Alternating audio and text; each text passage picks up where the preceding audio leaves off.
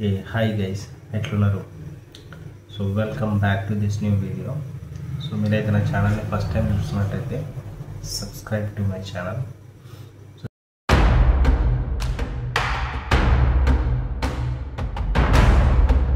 ఈరోజు ఇంకో interesting topic గురించి మాట్లాడదాం. సో లాస్ట్ వీడియో డాక్టర్స్కి కూడా టార్గెట్స్ ఉంటాయా అని పెట్టిన వీడియో మంచి రీచ్ వచ్చింది.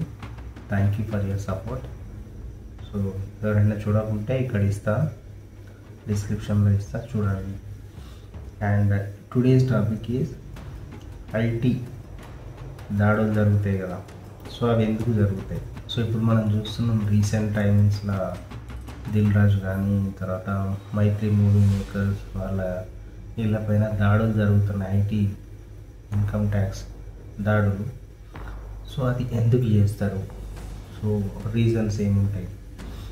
కోర్స్ అవన్నీ వాళ్ళు చూపించేది అన్ని ఫేక్ కలెక్షన్స్ అని చెప్పి మనకు తెలిసిపోయింది కూడా. సో ఎందుకు జరుగుతాయి? Most of the cases income tax rights ఎందుకు జరుగుతాయి అనేది ఇప్పుడు మనం డిస్కస్ చేసుకున్నాం.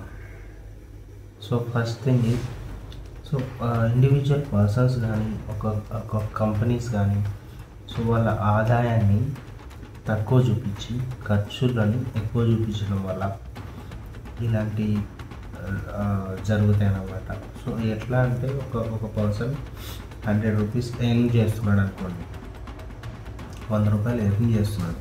సో దాంట్లో కొంచెం certain amount income tax pay చేయాలి.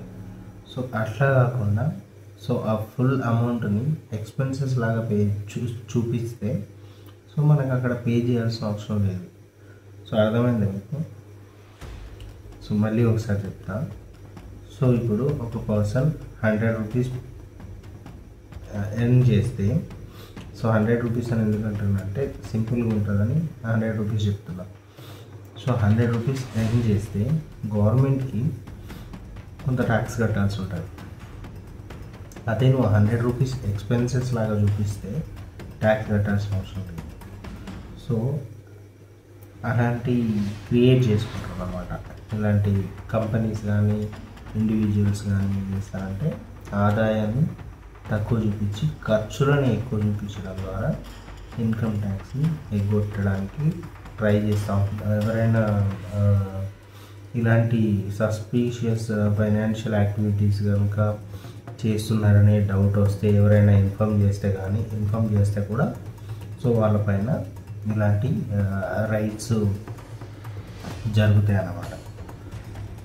కొంచెం తేడాలు, ఇప్పుడు మామూలుగా ఏదో బుక్స్ మెయింటైన్ చేయాల్సి ఉంటుంది, దీనికి సంబంధించిన అకౌంట్స్ కానీ ఏమేమి ఖర్చులు పెడుతున్నాం, ఎంత ఇన్కమ్, ఎంత అవుట్ గోయింగ్, ఎంత, ఇవన్నీ ఎక్స్పెన్సెస్ చూపించుకోవాల్సి ఉంటుంది. సో మనీ ల్యాండింగ్, అకౌంట్ లేని విదేశీ పెట్టుబడులు, సో ఇలాంటివన్నీ జరుగుతాయి.